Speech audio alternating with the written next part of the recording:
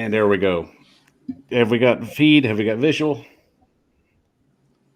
Yes. All right. My apologies, everybody. I'm Michael Bishop. The Power Hour's on the air, live streaming on YouTube, Facebook, Twitter, and Twitch. Joining us tonight is our good friend and our guest tonight, Ryan Harris. Sorry for the bugs, folks. We're still working out some new things. New camera, new system. But hey, we're brought to you in beautiful 4K ultra high definition, and we're very happy to have this camera on here. And we're happy to have Ryan Harris on here joining us on the show. Ryan, good seeing you, man. How's things going? Oh, everything is everything. How's everything going with you? It's going great. Getting ready for the season, getting everything lined up. So, same old stuff here. Hopefully, we can beat these little bugs going on tonight and just have a good show.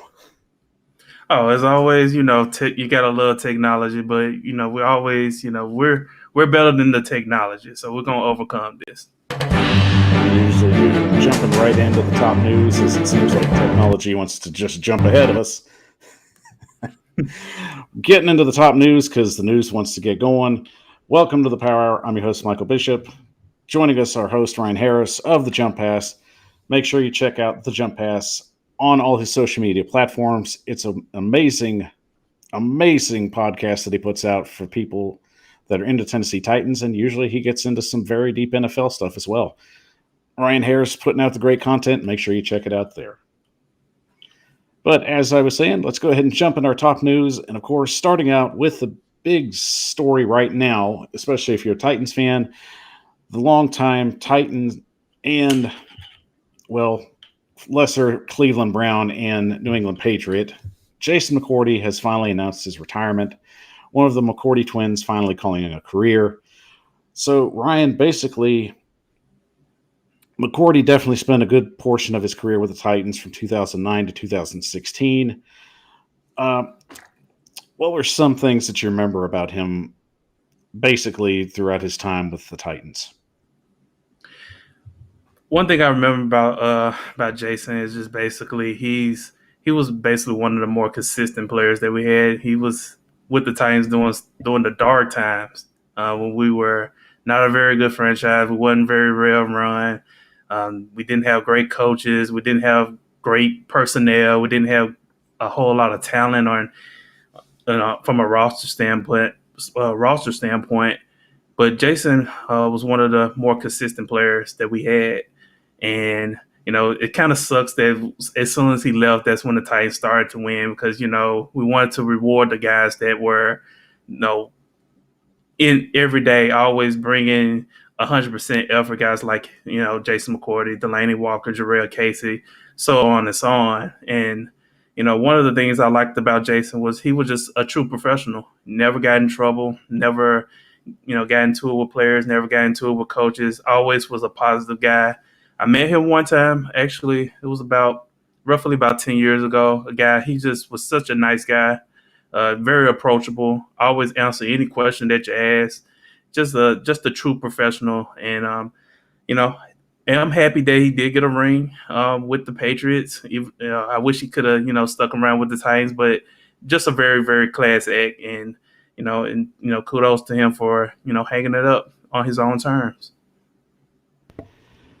And of course, after that career with the Titans, ended up with the Cleveland Browns, and that was the Browns team that basically went 0-16. So to see him go from that to winning a Super Bowl was just a huge breath of fresh air, especially from Titan fans. And, along those lines, just a great person, a great locker room personality. What do you think his legacy will be once it starts time for Canton to start looking into that resume? He's probably going to be in the Hall of Very Good, in my opinion, but not the Hall of Fame. I just think that he didn't provide a whole lot of stats in regards of interceptions and pass breakups and things of that nature. But I think he had a very, very successful career. He had a very long career, and he beat the status quo. And if you think about it, the NFL players, the average lifespan of an NFL player is about 4 years, and he did that about 3 times as long. He lasted 3 times as long. So at the end of the day, he might not be in the Hall of Fame. He probably won't be in the Hall of Fame, but at the end of the day, he lasted 10 plus years, and he did a great job, and he was consistent most of those years. So if I'm Jason McCourty, I have nothing to be ashamed of as far as my career. Now, as far as plays, what was one play you think will really just be one legacy that McCourty will carry? What's one play people will point to it and say that was Jason McCourty? That's a good question. To be honest, I really can't think of a play that he did. I know that, like I said, he was the consistent corner. He's like, honestly, he's basically been our last really good corner. Of course, we'll see what Christian Fulton does in his time with the Titans, but I think that he's been basically our last consistent corner alongside Logan Ryan as well. But I think to me, I don't really have a play that I can really think of that I can say that okay, that was the defining moment for Jason McCourty as a Titan. But I just remember him as just being consistent and being a guy that he was very reliable in a point of the Titans history or the Titans era where there wasn't a lot of reliable players during that time. And basically, that move had come back in 2016 when he was moving on from the team and going to the Cleveland Browns and going to the New England Patriots to win a Super Bowl and basically finishing out his career in Miami. So a solid player at the beginning of his career and then a journeyman to finish it. But as you said, definitely one of the best skill set players as a cornerback. He definitely brought a lot of enthusiasm in the locker room and just was really just one of those people that just people fed off of because he had that infectious energy. So hanging it up, like you said, he has nothing to be ashamed of. He's done everything that most players would dream of to have this kind of career. So as a Titans fan, it definitely seems that we're all going to be sad to see him hang it up, but eventually we'll probably see him in the stadium hanging out with the fans. So, there's a plus there. Yeah, of course, the Titans do a great job with bringing back their former players, especially under Amy. As Amy's ownership, they've done a great job of bringing back former players, and I definitely, most likely, he's probably going to be one of those players that's going to be welcomed back probably this year or even or sometime next year. So I'm looking forward to seeing him in the streets of Nashville. And it wouldn't be out of the possibility to see him have a potential Jason McCourty day in the stadium. Yeah, could see that. Definitely. We definitely need some more players in the in the ring of honor. So definitely a player you can definitely consider that could be in that ring of honor. And hopefully, with the new stadium on the horizons, that Ring of Honor will definitely look a little bit better. Give a shout out to some of our viewers tonight. Of course, Elizabeth Bishop. Hello, Mom. Great seeing you on the show tonight. Giving a shout out to you, Ryan. Hey, Mrs. Power Hour. Our good buddy Bryce Pratt of Titan Pratt. He definitely has a football card of Jason McCourty. I might have a football card of him. I'm not sure. I might have one too, but it's deep in the archives of my house. What's up, Bryce? Of course, shout out to the 615 podcast. Always great seeing him on there as well.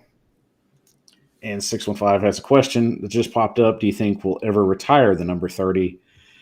And right now, I'll say no. I don't think 30 is going to be retired right now. I mean, think of some of the players where numbers could have been retired at this point. I mean, of course, we probably won't see anybody wear 9 again. 27, it pops up now and then, but it hasn't been in circulation as of late, as far as I can remember. Have you remember seeing 27 anytime, Ryan? No, unless it's like a preseason game where everybody's, you're just picking the jersey number or whatever. But other than that, no, I haven't seen 27 a whole lot. Yeah, so I don't think so, Lee. I don't think that'd be a number that's going to be retired anytime soon. I think it's going to stay in circulation. Same with 99. I mean, I figured Jarrell Casey, maybe Javon Curse, maybe, but unfortunately, those two have been still floating around. So, Yeah, I think that the most likely scenario, I think that Steve McNair's number is going to be the only one that's going to be retired until to the foreseeable future. We'll see what Derrick Henry's career is going to look like in the next few years. Once he's retired, then maybe 22 will be another jersey number that's going to retire. But I just think it's just going to be Steve McNair for the foreseeable future. and I can agree with that. I do think eventually, maybe Eddie George, if he gets into the Hall of Fame, then consideration might be made there. But unfortunately, with the numbers he has, I still think it's going to be a little while. But I don't think he won't get in the Hall of Fame. You have to look at some of the guys in the Hall of Fame. And Eddie George, you know, he was in pop culture. He was on the cover of Madden. He was in commercials. So I think you take that into consideration also for some players in the Hall of Fame. Hey, I mean, Terrell Davis can get in the Hall of Fame. He has less than 10,000 yards. Yes, I know he has 2 Super Bowl rings. He won a Super Bowl MVP. But if he can get in the Hall of Fame, I think Eddie George should be in the Hall of Fame as well. I mean, Eddie George has more rushing yards than Earl Campbell, and Earl Campbell's in the Hall of Fame. Right, exactly. Moving on to our little next bit of news going on as the week continues to push. And it seems like the NFL might be coming to a soon decision about NFL Sunday Ticket, which we've been covering for the last couple of weeks. And the popular source would say that Apple will be taking over Sunday Ticket. So, Ryan, do you think this is a good move here? Oh yeah, it's a great move. You know, I'm an Apple guy, so I got an iPhone, got a Mac computer. So I mean, yeah, absolutely. Anything that has the Apple on there, I'm all for it. So I think it's a great move, and I think Apple is a very trustworthy company compared to other companies. I'm just glad it's not Samsung. No disrespect to the Androids out there, but I'm an Apple guy, so I think it's a great move.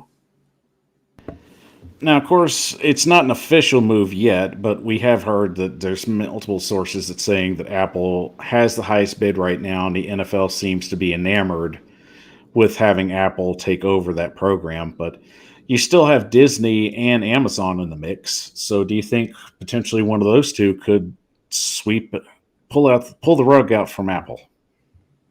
If it's one company, I would probably say Disney. I mean, Disney has basically bought a whole bunch of companies, been a whole lot of businesses, a lot of businesses that you really don't realize. I mean, Disney has their hands on it. So if it's one company that I think that could overtake it and just take over that spot instead of Apple, I definitely could see Disney.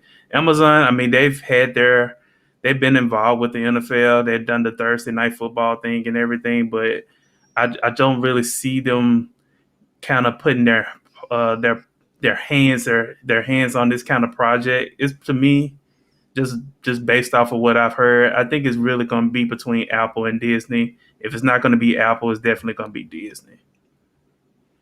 And great points. And with Amazon, for the last couple of weeks, with other guests that I've had, we've discussed it could even potentially be a conflict of interest. Jeff Bezos already having the rights to Thursday Night Football and potentially looking to get into NFL ownership maybe down the road. So maybe that opened up like some way that people would start looking at the NFL's letting Jeff Bezos starting to basically slowly monopolize on some of the market. Yeah, I definitely could see the conflict of interest, but I mean, billionaires are going to find their way to kind of get their piece of the pie, so to speak. Whether they have to slam their way through it or are they going to do it the correct way. So I'm not going to put anything past a billionaire like Jeff Bezos, but I think to me, I still think Apple is the best case scenario, and then the next best case would probably be Disney, based off of all the projects they have already been involved in over the last several years. And I definitely agree with that. Apple's done a great job, especially just in terms of progressing with technology. And if Disney still is in the mix, I mean, they've done a very good job, especially with Disney Plus, minus a few things they're still working on. But they're not afraid to go after what they want money wise. And they already have ESPN and ABC. So they've already got people waiting in the wings. I just really feel, especially along the lines, if Bezos got control of this and eventually got ownership of a team, then you'd start thinking basically, well, what if he's starting to like line up his team for better matchups, especially on his television deal? Yeah, I mean that could definitely play a factor, a big role. I don't know. I can definitely see the conflict of interest. I don't know if I want to. I can't really see Jeff Bezos owning a team, but then again, there's a lot of owners out there. I don't see why they own a team. So, but at the end of the day, I just really I trust Apple. Amongst those three companies, I trust Apple more than I trust the other two companies. Well, I will say I trust Apple, but not with the sense of like owning a charging cord. Yeah, except for the cores, yes. You definitely gonna have at least two cores a year. You're gonna have to buy two cores a year. Yes, as long as Apple does well the Sunday ticket and brings back the regular charging cords, I'm fine with that. So, but I guess we'll just take it one thing at a time. Fair point. And moving on to our next piece of news, it appears the Houston Texans have settled with 30 accusers in the Deshaun Watson case. This coming up basically not even a month where the situation came up where 30 accusers basically had come and said that the Texans had put them in a position where Deshaun Watson was to be working with them, and that it was a situation that basically just escalated from there. And Ryan, really along the lines, it seems like that this was something the Texans were going to have to take care of moving forward. And it also just opens up just more a bigger can of worms, especially with already what's going on with Deshaun Watson trying to take care of the 24 that he's already dealing with currently. So, I mean, is there really any end to this in sight? It don't seem like it, but I just feel like to me it's just a big old pile of mess on the Texans' part, on Deshaun's part, the NFL. The NFL has to do something. I think the NFL needs to.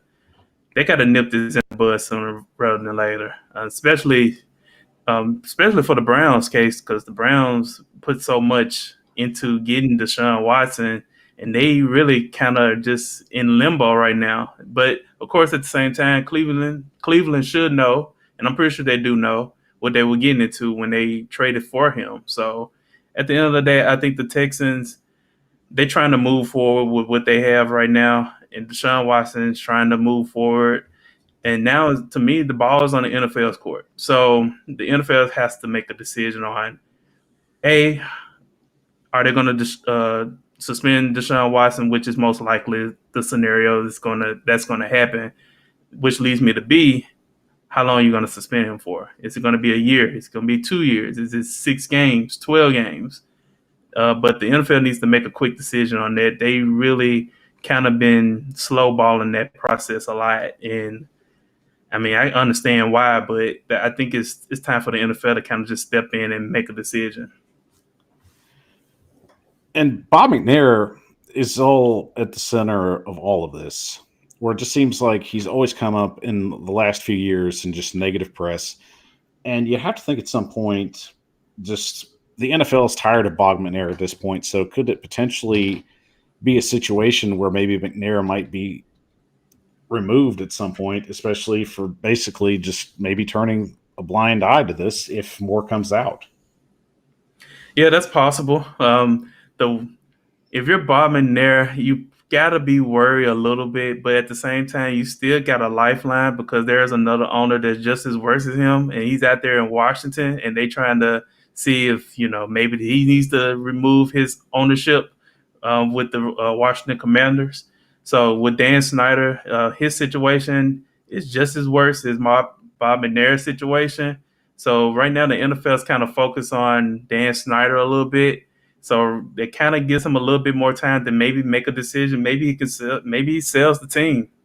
Which, I'm pretty sure I know a couple of Texans fans. That's probably a dream come true for Texans fans. But then at the same time, you know, Bob McNair is, to your point, he's just negative press. It's been negative press really for the last 10 years with coaching decisions, having uh, Bill O'Brien being having way too much control, trading franchise players and things of that nature. And now with this Deshaun Watson situation, it's just too much going on with this franchise. But he, like I said, there's another ownership that's doing things just as worse as him, believe it or not, and that's what the NFL I feel like is focused on at the moment.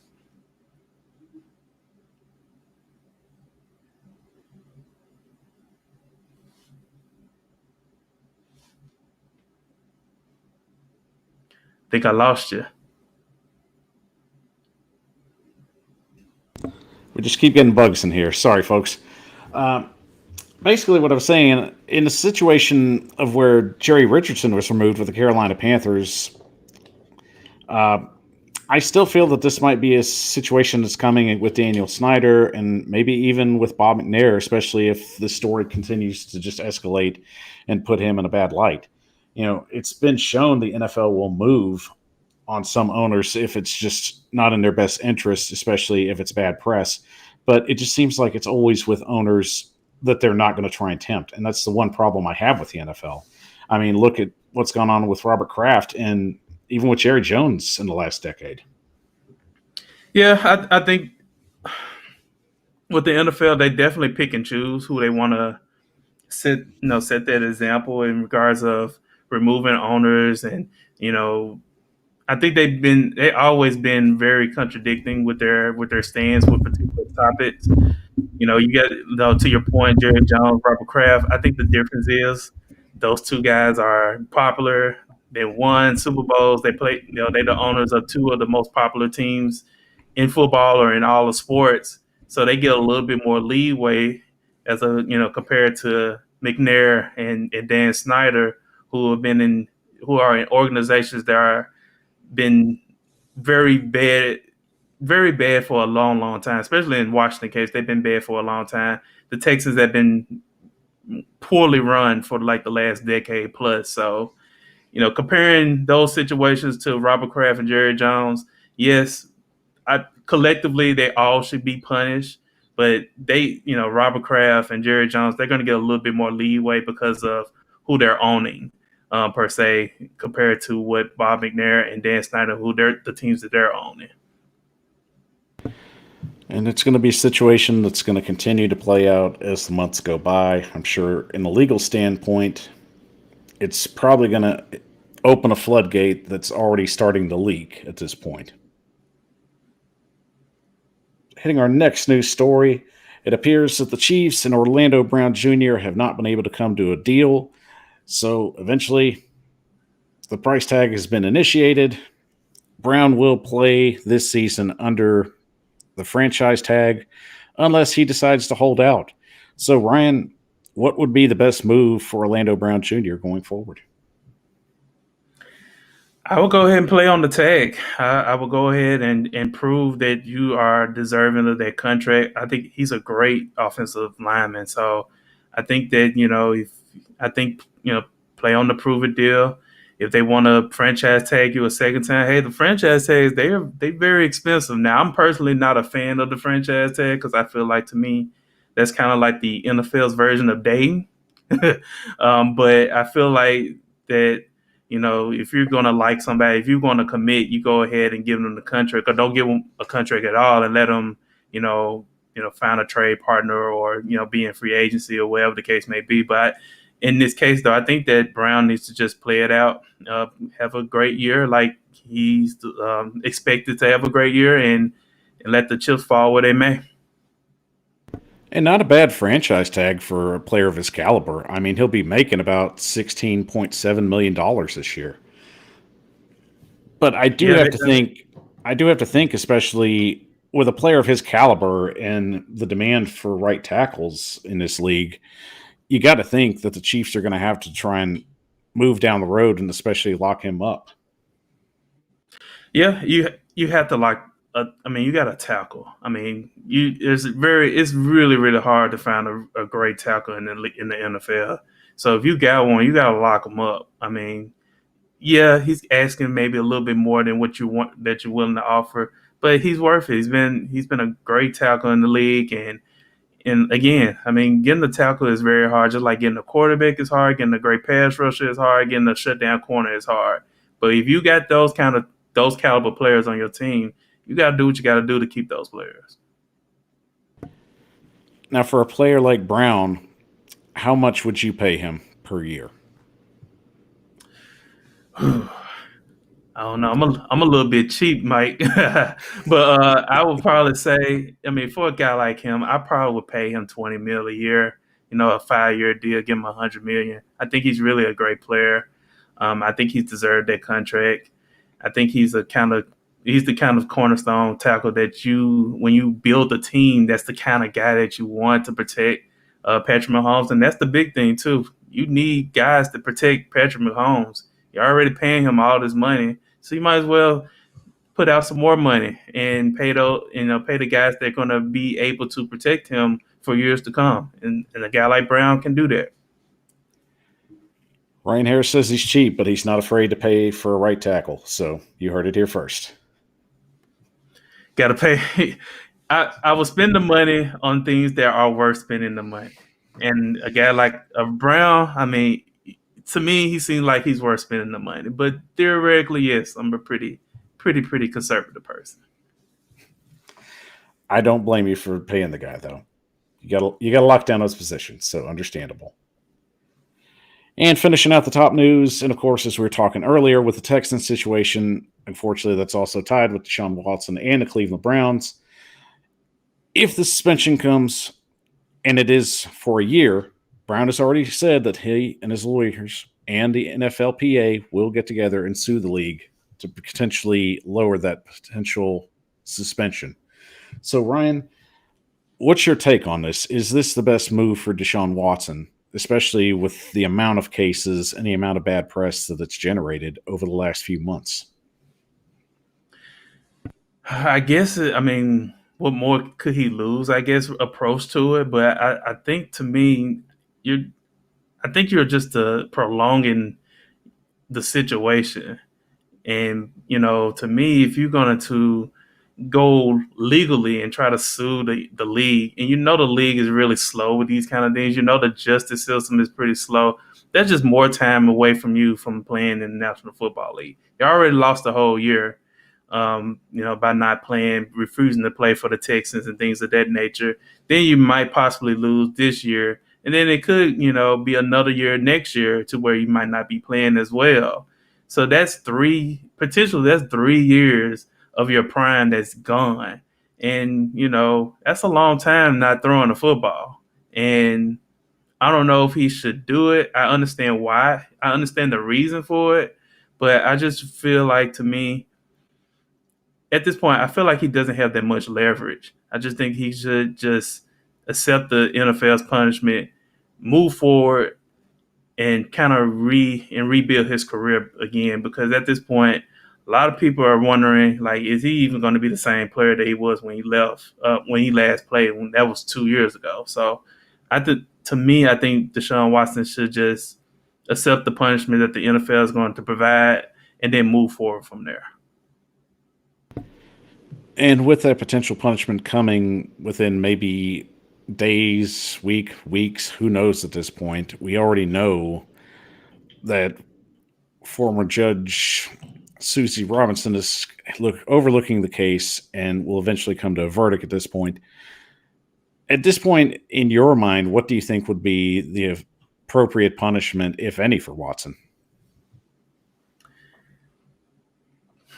I would say probably suspend him probably for the year, based off of the accusers, how many accusations that have been, against him. It's not just 1 or 2 or 3 or even 5. I mean, you're looking at 20 plus.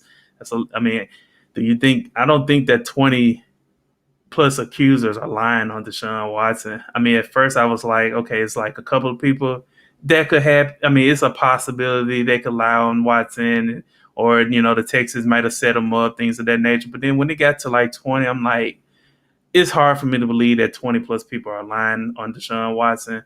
So I think, to me, the appropriate punishment would probably be just suspend him for the year. The worst case scenario to me is it's probably maybe 8 games, half the season, basically. But but to me, I think suspend them for the year, and then that way just move forward from there. Kind of feel bad for the Browns. I kind of feel bad, but then at the same time, I don't feel bad because they knew what they were getting into when they gave away their whole future for a troublesome quarterback like Deshaun Watson. And of course, that's going to be the situation going to court. And I expect that the NFL Players Association will argue, especially with the cases surrounding Jerry Jones and Robert Kraft, that they never really received any much of a punishment either. And especially with the Daniel Snyder situation, I'm sure they'll go with that. So, do you think that that could potentially sway the courts to potentially lessen that suspension?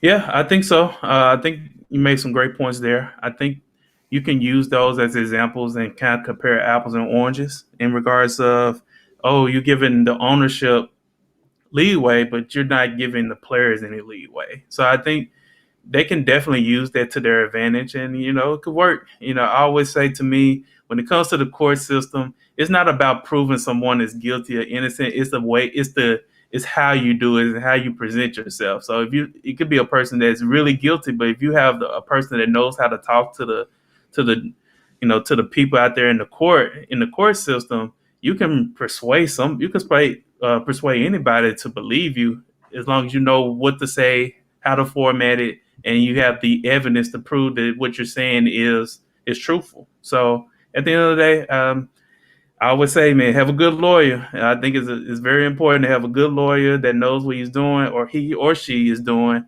And if you have a great lawyer, you can get by with anything. And it'll be a saga that we continue to see unfold when the decision finally comes to fruition. When it happens, we'll be ready and we'll give our take, especially moving forward. All right, guys, we're going to take a quick 30-second break, and when we come back, the NFL hot seat is warming up for the 2022 season, and a lot of coaches might be looking for new jobs as we get ready and see what happens as some careers might be shaken up going forward. Well, all right, guys, we'll take a quick 30-second break. I'm Michael Bishop with the Power. Back in 30.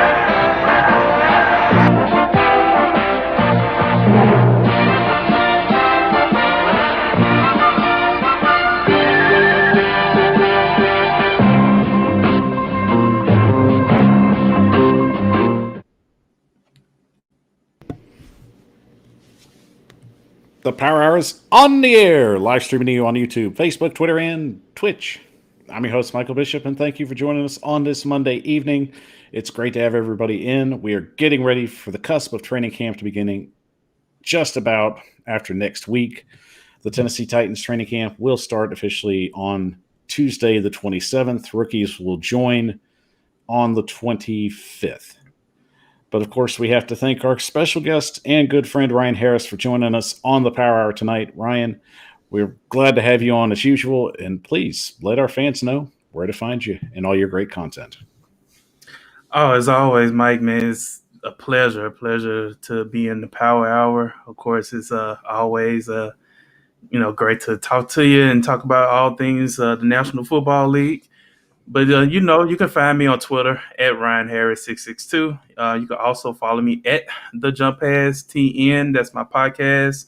And hey, I talk about the Titans. I talk about life. I talk about everything. So if you like a person that looks at things glass half full, I am one of the people to follow. So please give me a follow, and I will appreciate it. And I also follow back as well. So you follow me, I follow you. I think it's only fair. That's always fair. And of course, that glass, it's an enjoyable drink, so you might as well drink it up while he's got it out for you. Always great content, always giving you good insight. Ryan Harris brings it fresh and hot right to your table. And I definitely made you sound like a fast food restaurant, and I apologize for that. I was thinking that. I was like, oh, okay. All right. I get the Chick-fil-A reference there. You aim to please, so there you go. So that's all good.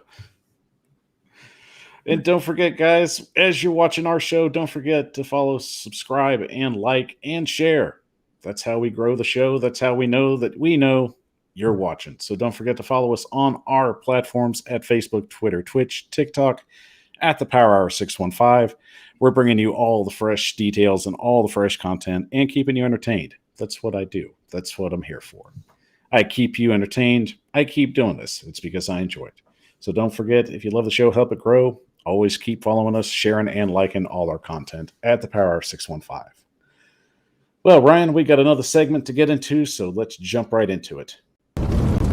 As we know, the 2022 season is upon us, and with it comes a lot of speculation with a lot of head coaches that could potentially be in the hot seat, looking for a potential new job if things don't go their way. And there's always situations that come up, especially whether it be players, whether it be personnel, whether it be owners. Sometimes the chips are stacked against some of these coaches. And unfortunately, I've got 5 coaches that definitely have some chips stacked against them. So let's jump into it with our 5 coaches that are sitting on the hot seat in 2022. And when our first one, we're definitely going to have a little shock here. And Frank Wright, through all in all, for the last 4 years, has done a very good job, especially with the Indianapolis Colts. He's definitely built a good culture. He's definitely built stability, and he's definitely built a very strong defense. He's built on an already great offensive line, and even having an elite running back fall into his lap. But unfortunately, for those 4 years, he hasn't had much to show for it. They haven't made the playoffs since 2018, and they haven't won the division since 2014. So, Ryan, really with Frank Wright, do you think that he should be on the hot seat? Absolutely. I think he should definitely be on the hot seat, not because I hate the Colts or anything like that. I just think that you look at what the Colts' expectations have been from the mainstream media. They're the mainstream media darlings. Every single year, the Colts are supposed to win the AFC South. They're supposed to be a dark horse playoff contender. They're supposed to be a dark horse contender in regards of competing against the likes of the Chiefs and the Bills. And then yet they can't even beat the Jaguars when the season's on the line. So definitely. And Jim Irsay is one of those owners that he's not afraid to make the big decision. We've seen it in the past where he made a decision to get rid of a guy like Peyton Manning. So if he can get rid of Peyton Manning, knowing that he has Andrew Luck on the, for next year, that following year or whatever, then he's going to make this decision. And also another thing with the Colts, they have no stability at quarterback. This is like the 4th straight year where they're starting a different quarterback. So, if Matt Ryan doesn't work under a guy like Frank Wright, who's supposed to be a offensive guru per se, after what happened with Carson Wentz, yeah, I can definitely see Frank Wright being let go after this season. And great points. Frank Wright definitely starting his NFL career in Indianapolis as a coordinator and a quarterback coordinator at that. Generally moved his way up, especially having success with the Philadelphia Eagles, which helped him land his job. And unfortunately, as good as he is in some scenarios, from a long-term standpoint, he just hasn't been able to get over that hump. And like you said, with the quarterback situation, that's the major key here. So Matt Ryan's not Carson Wentz. We'll just get that out of the way first and foremost. And secondly, it's not that I'm trying to down the Colts. The fact is, I'm just giving the truth.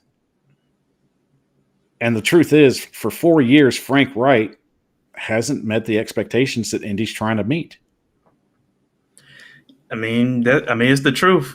There's no shade towards the Colts. I always think that the Colts have been mostly well run throughout the last few years or whatever. But it's about, based off of the expectations. I blame the mainstream media. I blame ESPN and Fox Sports and the Colin Cowherd show and all these different mainstream media platforms that give the Colts praise and disregard the fact that they have not met expectations over the last 3 or 4 years.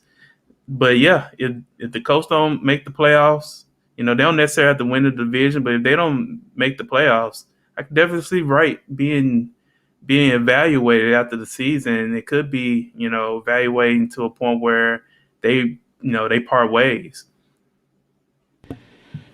And really, you look at last year, it was in the Colts' hands to basically finish with that 1 seed. They could have changed the whole narrative if they won out the rest of the way.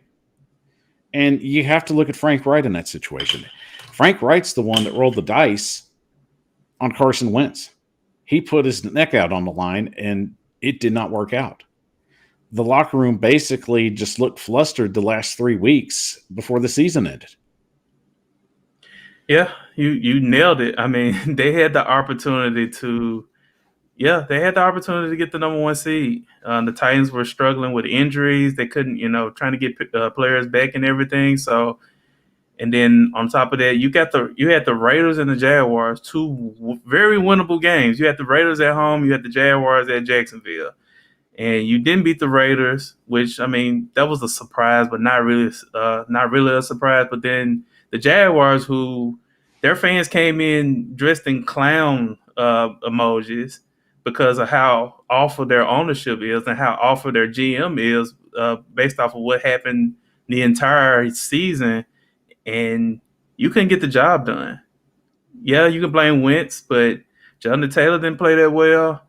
Frank Wright then got outcoached by an intern. So at the end of the day, the Colts have not met expectations. I mean, true Colts fans will tell you that. Now there are some delusional Colts fans that will give you excuses as to why their team hasn't met those expectations. But true Colts fans know that this is the year where they need to take that next step and at least make the playoffs. And I guess the biggest question, can Matt Ryan be relied upon to help get the Colts over the hump? And I'll be honest with you, I don't see it. And it's not that I'm doubting his talent. I think Matt Ryan's a far superior quarterback than what Carson Wentz was. The problem is, and most people don't talk about this, Matt Ryan's had a lot of elite talent around him, and he's never done anything with it. Look, he had Roddy White. He had Julio Jones. He had Tony Gonzalez. He had Mohamed Sanu. He didn't do anything with him.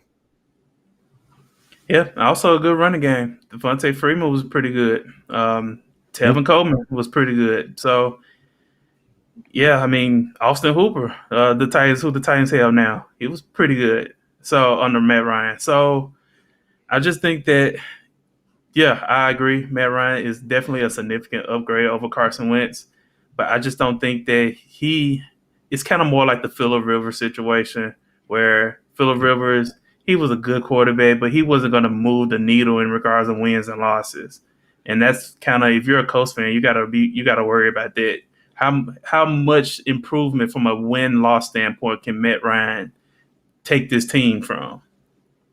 And that's the hard truth to swallow. Matt Ryan is not an elevating quarterback.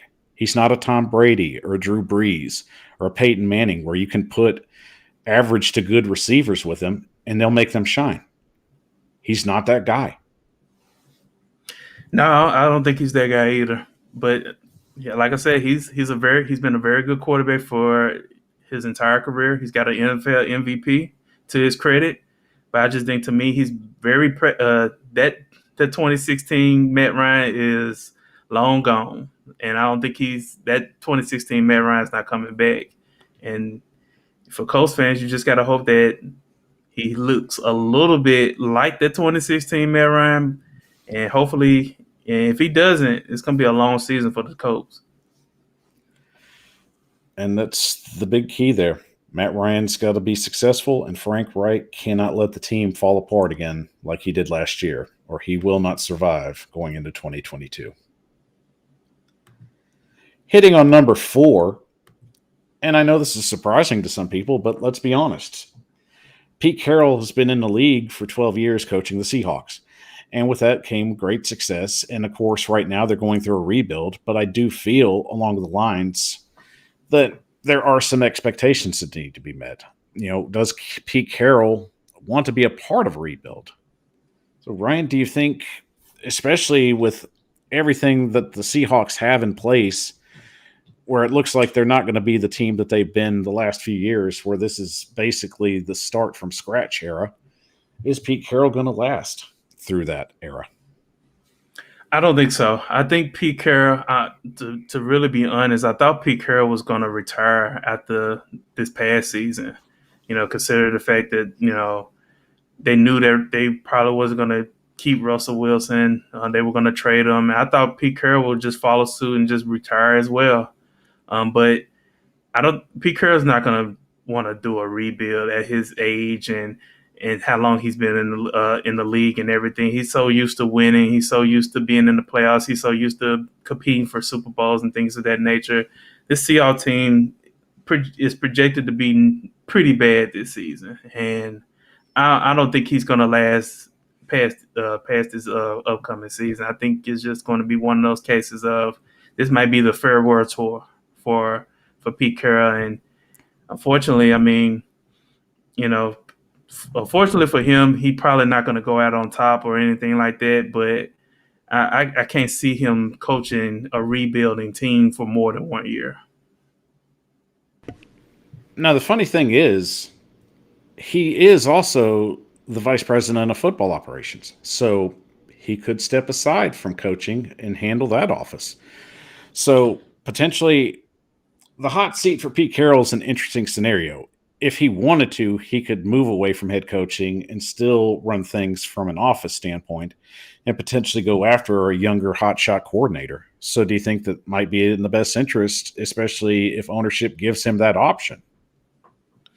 Yeah, I believe Schottenheimer, offensive coordinator, I think he's still there. If I'm not entirely sure, but he could give him the reins, Brian Schottenheimer, but I can definitely see him stepping aside and kind of, being part of the front office. And I think that's a very realistic scenario.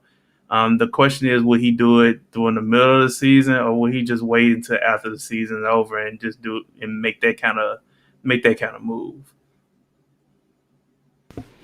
Pete Carroll has been a football coach since 1984. Through that time, he has amassed 163 wins in the NFL, 89 wins in the collegiate level with 2 national championships and a Super Bowl to his name. I really feel this is kind of a Mike Shanahan situation. We're seeing basically a coach that's given all he can, and at this point, I don't think he can give anymore. I think if they have another rough year, I think the office, if they give him the option of stepping down, I think that isn't his best option to move. But will he do it? And will he do it if given that opportunity? I guess it's the best question. Yeah, I think so too. I think personally, the Seahawks is going to give him an opportunity to kind of leave on his own terms, and then once they figure out that he might not want to leave on his own terms, then they might have to force his hand and let him know that we had to go in a different direction from a coaching standpoint. Seattle Seahawks get ready for a rebuild, and will Pete Carroll be there for the long term? We will wait and see. Hitting our number 3 spot, of course, this is definitely one of the hardest jobs in America because you have one of the hardest people to work with in America. Mike McCarthy is already going into his 3rd season as the Cowboys head coach, and he is just underwhelmed, to say the least. So going into this, we already know that Jerry Jones seems to be looking in the way of Sean Payton, which is one of the worst kept secrets in the league right now. So, Ryan, is there any way that Mike McCarthy can sway Jones from actually moving on once again? The only way Mike McCarthy is going to keep his job is that the Cowboys will have to at least get to the NFC Championship game. Eventually, he has to get this team, because this team has way too much talent to just be one and done in the playoffs. You can win the division. The NFC East is terrible, but once you get into the playoffs, that's when your coaching really kind of stands out. And Mike McCarthy has been, he was outcoached last playoffs. That's plain and simple. But the only way Mike McCarthy is going to stay as a Cowboys head coach, he will have to at least take this team to the NFC Championship game. Cowboys had not been to the NFC Championship game since 1995. It's been a long time since they've been in the NFC Championship game. Now, of course, the ultimate goal is to get to the Super Bowl and win the Super Bowl, but you got to, start somewhere else because you haven't even got to the part where you get the chance to play in the Super Bowl, and that's the NFC Championship game. So I'd say if he doesn't get this team to the NFC Championship game, Jerry Jones is already looking for other people to replace him already with, tying his name to Sean Payton. I mean, Mike McCarthy it's a tough job, and it's going to be a tough season for Mike McCarthy, especially if they don't get off to a good start. And great points. The biggest thing is Jerry Jones wants yes men. And that's what's really been the Cowboys' downfall. He wants guys that are going to agree with him and do it his way. But we've seen what other coaches can do when they do it their way. We've seen it with Jimmy Johnson. We've seen it with Bill Parcells. When guys that know what they're doing football-wise handle the operations the way they need to be handled, the Cowboys build success. And then when they move on to other coaches that are yes men, like a Wade Phillips or a Jason Garrett, you see those guys basically just be middle of the road. And to me, Mike McCarthy, I don't want to say he's a yes man, but at the same time, he's not the guy that he was in Green Bay. I really feel that he's kind of toned himself down a little bit, and that's kind of hurting himself. But I just don't see a Sean Payton going to Dallas because Sean Payton's not going to be a yes man. So, in the sense of McCarthy trying to save his job, let's say that he gets to the NFC. Let's say if they get to the NFC divisional and they lose, do you think that might potentially give him a little leeway, especially if it's a close game? Possibly. I mean, to me, Mike McCarthy, I think, I'm going to be honest, I think Mike McCarthy is just happy to have an NFL head coaching job, especially after the way things ended in Green Bay. I mean, you're known as the guy that couldn't make it work with Aaron Rodgers. So I think he's just happy to have an NFL job. So he's willing to, if I have to tone down my personality to try to keep my job, and then that's what it looks like he might be doing, then I think that's a downfall. That's a curse to him. But, if he goes into the divisional round, he loses, that game is a close game. Jerry Jones could give him one more shot. I've seen Jerry Jones make decisions where I'm like, it boggles my mind why he's making those decisions. But then it kind of makes sense. I don't know if Mike McCarthy's. I just think that he's not really being himself as a head coach the way he wants to be because he's under so much scrutiny. He's under the spotlight because he's in Dallas. And I just think he's happy that he got a job. That's just my opinion on that. And that's a fair point. And the 615 podcast brings up a good point. McCarthy doesn't have the talent in Dallas that he had in Green Bay. And I mean, that's true to an extent. I mean, I will take it as far as basically saying that McCarthy has a good enough quarterback. He's not Aaron Rodgers level. I think Right. The problem this year is they've only got really one good guy at wide receiver since losing Amari Cooper. They don't know what Ezekiel Elliott's going to look like this year because he's been wildly inconsistent the last 2 years. And their offensive line basically is in shambles.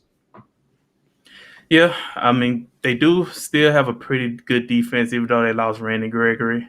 I don't know. Their defense could take a step back because I felt like their defense was a little bit overrated last season based off of, getting turnovers and Diggs doing what he was doing, being a boom or bust as a corner.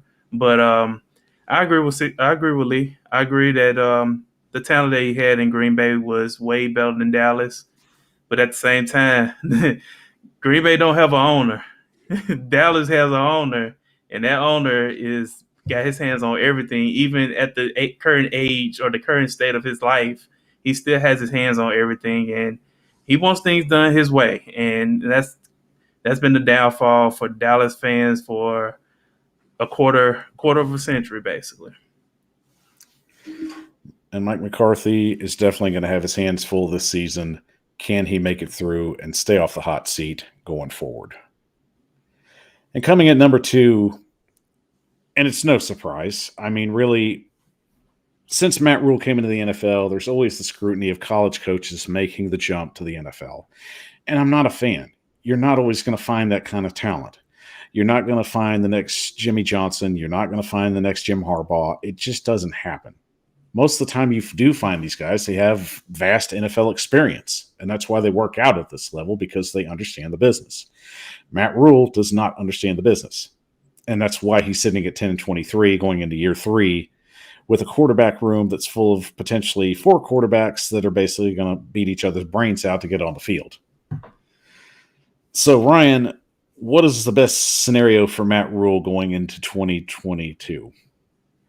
I agree with everything you just said. I think, to me, when Matt Rule got the head coaching job, I was pretty skeptical of it because, to your point, it's college head coaches trying to make that transition from college to the pros. It's only a handful of coaches that have successfully done it. I mean, even Nick Saban, who's basically the greatest college coach of all time, he couldn't basically do well. He didn't do well in the National Football League when he was coaching the Dolphins. So it's a hard transition from coaching kids to coaching grown men, and then you coaching grown men that's making a whole lot of money. And then the downfall really with Matt Rule, since he's been a head coach, is doesn't have a consistent quarterback. I mean, he's had this quarterback carousel. You cannot have a quarterback carousel when you're a first time head coach. You got to have your guy. You stick to your guy through thick and thin. Hopefully, if Baker Mayfield beats out Sam Darnold for the top spot, hopefully Baker Mayfield be that guy. But at the same time, if he's not that guy, then you're going to be looking at another quarterback. And at this point, you got to question Matt Rule. Is he really a good head coach? And now you got that new ownership too, who's very impatient, that wants to win by any cost. Kind of got that LA Rams kind of personality, just doesn't have the talent to match that personality. So I think this might be Matt Rule's last chance of making things right in Carolina. And Lee from the 615 podcast bringing out some pretty good knowledge. John Madden once said you have 2 quarterbacks, you have 0. Yep. Which I agree completely with. And he also says Matt Rule does not have a good quarterback. And that's a fair assumption. I mean, you got a room full of 4 guys that we don't know who's going to pan out. Can Baker Mayfield be the guy? Can Matt Corral be the guy? Can Sam Darnold? We don't know at this point. And really, along the lines, you have to look at Matt Rule and ask the bigger question, can he lead this team? And I just give that an astounding no. One successful season in college does not make a great NFL head coach. And that's the problem the NFL keeps doing.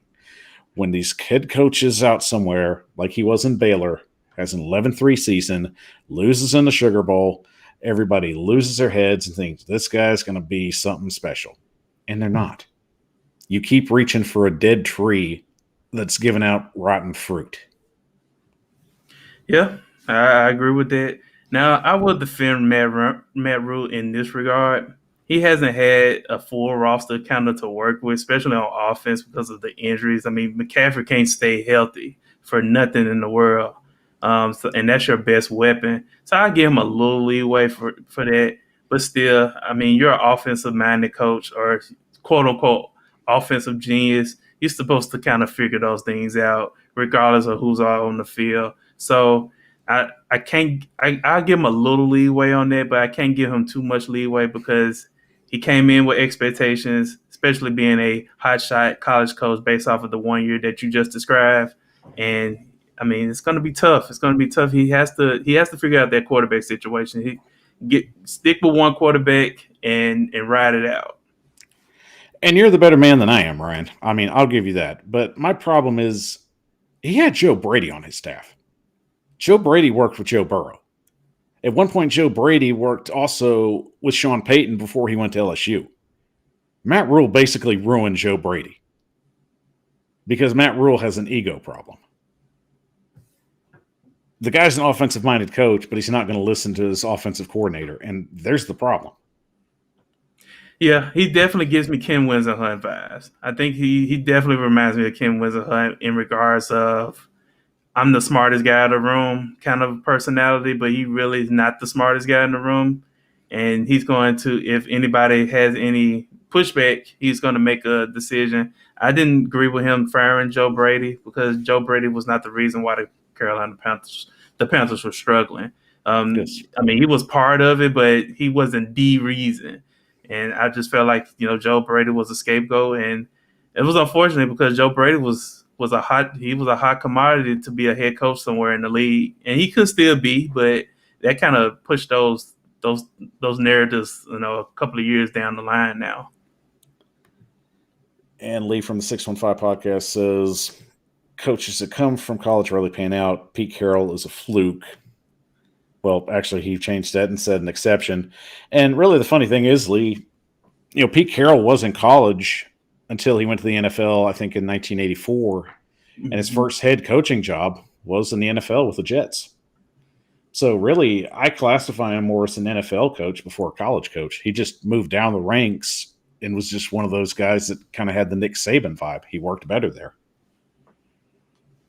Yeah, and then you can also look at you had coaches that was blessed. And I mean, you could say Carroll was a fluke. I would say Barry Switzer was a fluke too. I mean, he was a college coach at Oklahoma. He goes to the Cowboys. It's an already stacked roster that's won a couple of Super Bowls already. So he was just a face. So I mean, you can look at that as an example as well. In one of my favorite 30 for 30 documentaries about the U, I think one of my favorite quotes comes up here. They just needed somebody to drive the bus. They had the Yep. guys. They just needed somebody to drive the bus. Yep. Perfect. Yep. That's what Barry Switzer was. He was the guy to drive the bus. I agree. And of course, getting to our number one pick, and this might surprise some, but it doesn't surprise me. Cliff Kingsbury to me is the anomaly of the NFL. You don't do anything in college for at least 3 years.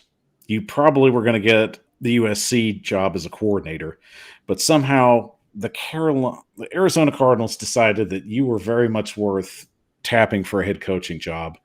And even for the time that you've been in the NFL, you had one good year, and the good year that you did have basically started falling apart at the seams right as the season started finishing. Cliff Kingsbury to me is like one of the greatest con artists. Great coordinator, great quarterback guru, great list of people that he's worked with. No doubt about it. The man can't run a football team.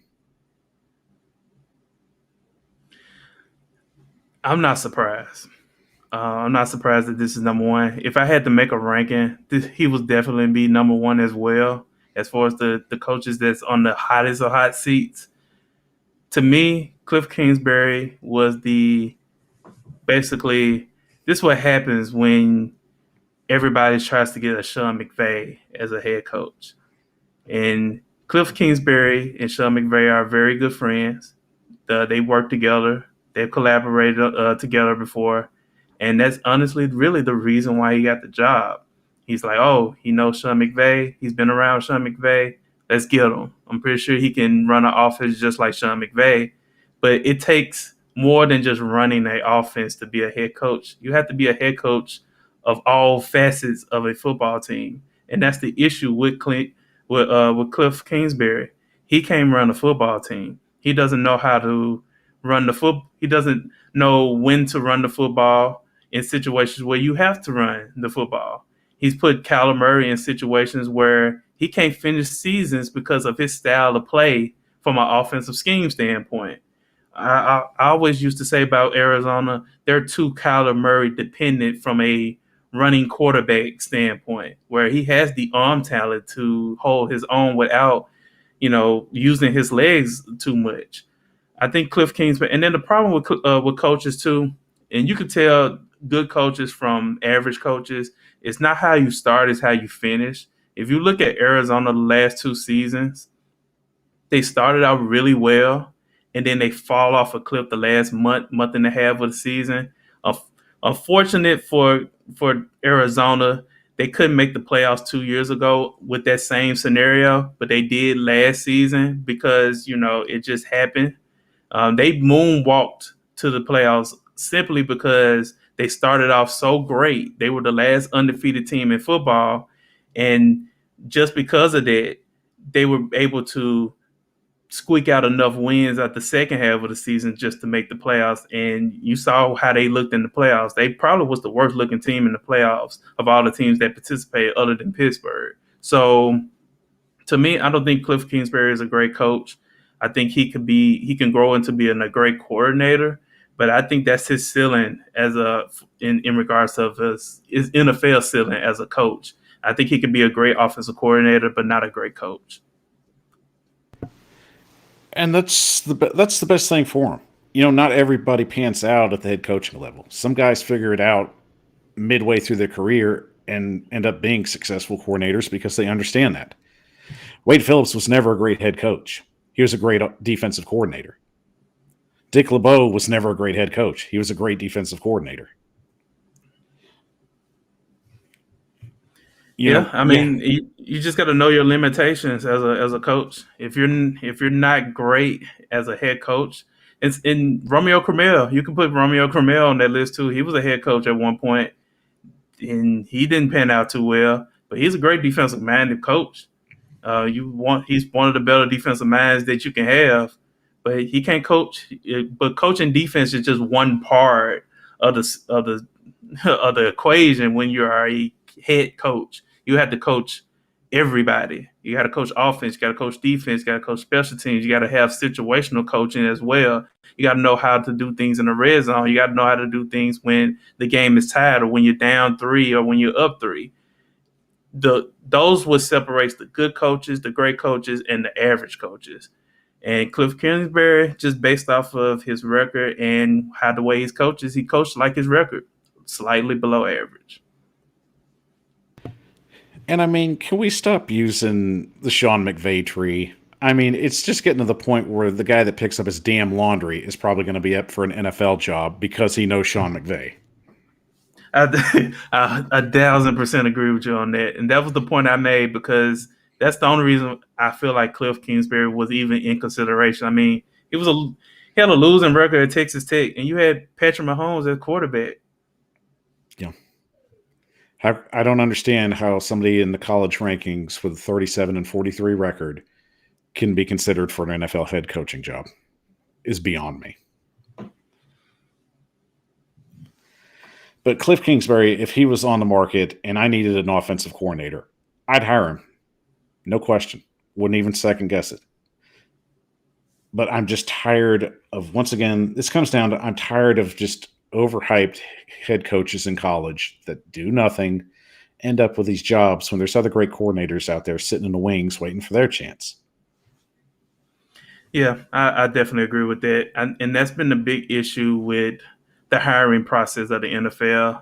They're just hiring coaches just because they're a name, they're attached to a bigger name, and they end up getting the interview, and then all of a sudden they get the job over someone where, they are basically doing it by the book by being a coordinator for a number of years, learning from the head coach, learning how to be a head coach, and then yet they never get that opportunity because you got NFL franchises like the Arizona Cardinals that they're looking at hype instead of looking at who could be the best fit for what they're trying to get accomplished, and that's winning football games. Now, Ryan, before we finish this up, I will give you the opportunity to name one coach you think will also be on the hot seat as well. So I give you the floor and let us have it. It's gonna be Mike Vrabel. No, I'm kidding. Twitter just blew up. Look what you did. But if I can name a coach, I would probably say be on the look. I'm looking at a couple of names. One name I'm looking at is Arthur Smith of the Atlanta Falcons. Reason why is because to me, Arthur Smith, he's kind of like Cliff Kingsbury. He could be a very good coordinator, but I just don't see head coaching material when I look at Arthur Smith. Of course, the good thing about Arthur Smith is he's in Atlanta, and Arthur Blank is known to be very patient with coaches. So he could get another year or two to kind of, ride the ship. But Arthur Blank may wake up one day and say, you know what? I don't know if he's the guy for me in the future. So I could see Arthur Smith being that guy to get let go, be a surprise, after 2 years, and then I'm just gonna go right ahead and say it. I think Bill Belichick. This might be Bill Belichick's last year as a head coach. I think to me, he's part of the organization as a GM. He's basically the GM of the team.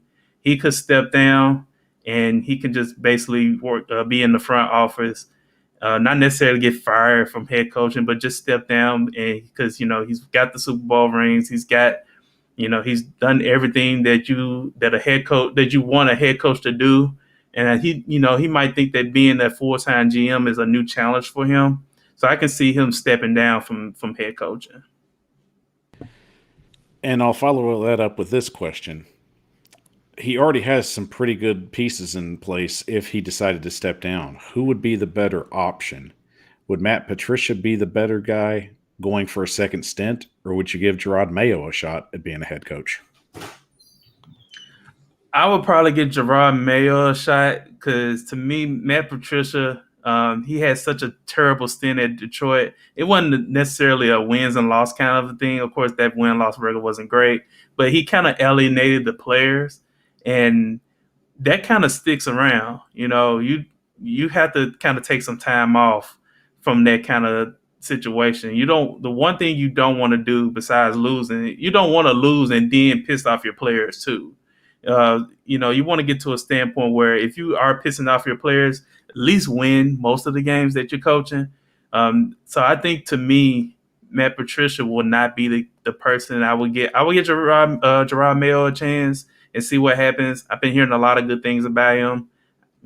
Give him a shot and see what happens.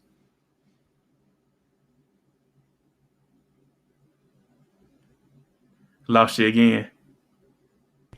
I do give Gerard Mayo the benefit of the doubt of having that opportunity, and I think he'd be a great head coach when given it. I just look at Patricia, especially, he tries implementing the Patriot way. The only thing is, I feel that would help him be successful in this second stint is he can implement that being with the Patriots and just having the big man upstairs just have his back. Yeah, I mean that's fair to say. I can see that. It's just that I'm just thinking from a player standpoint, a player's mindset. They're thinking like, okay, you pissed off these players in Detroit. You pissed off Darius Slay, who's one of the best players that you had in your franchise for quite some time. Those players that they did not like playing for Matt Patricia and that kind of stuff. The NFL is a family, and they know that if they see something going on in this organization among regarding this head coach, they saying, well, is he going to do that again? But to your point, if you want to do the best way to the best way to implement the Patriot way is coaching the Patriots. So I can see Matt Patricia getting a second chance to kind of make things right in New England. Interesting scenario. Whatever happens, whether Mayo or Patricia takes over, all eyes will be on Bill Belichick if he decides to call it quits. We will see as that pans out, but in the long term of things, NFL coaches are always fighting for their jobs every year, and there's only 32 of them, and somebody's gunning for one of those. So along the lines, we're looking for the next best. And every NFL team and NFL owner is doing the same thing every year when a guy doesn't pan out. The problem is every time it happens, they just don't seem to give some of these guys the benefit of the doubt, like trying to build a proper team and build a culture. We've seen that in lots of cases. Look at Steve Wilkes. Look at Todd Bowles, especially in a situation with the Jets where he really didn't get a chance to see what he built. So while it's interesting to see some teams just try and hit for the hot name or try to hit for the coach that's going to be the flavor of the year, it's not always the best option. I agree. Well, all right, guys, we're going to call it a night tonight. Thank you for joining us on the Power Hour tonight. I'd like to thank my guest, Ryan Harris from the Jump Pass. As always, a great guest. Always great having him in. Love getting his insight.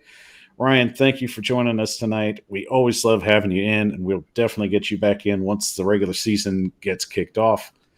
Got to let you give a shout out to the fans and let them know where to find all that great content that you put out. Oh, as always, Mike Bishop, man, it's always a pleasure to be in the Power Hour and just talking football with a person that I respect and respect their content and respect everything that you got going on. So, again, thank you so much. But you can catch me on Twitter at Ryan Harris 662. You can also, follow my podcast at the Jump Pass TN. I will have an episode this week. Should be around on Wednesday. Also, catch me I actually will be on Lee's show, the 615 podcast, on Wednesday as well. So please, once Wednesday, I can't even talk. Once Wednesday arrives, please take a look. Please take a look at our podcast and our episode, and join us, and we're gonna have a great time. And can't wait to talk to Lee about the Titans and all things the National Football League. And Lee always puts out a good show. We'll look forward to his show on the 615 podcast on Wednesday. Make sure that you check that out. Ryan will be on there. Once again, always putting out the good content. That's what Ryan does, and that's what Lee does. We look forward to that. And thank you guys for watching us on the show tonight. Don't forget to hit the subscribe button on your way out, and don't forget to share the show, because remember, sharing is caring. That's how we grow, because of you. And don't forget to follow us on all our social media platforms at Facebook, TikTok, Twitter, and Twitch at the Power Hour 615. We'll be back next week. Thank you once again for joining us tonight on the Power Hour. I'm Michael Bishop, and for Ryan Harris, take care and tighten up. Tighten up.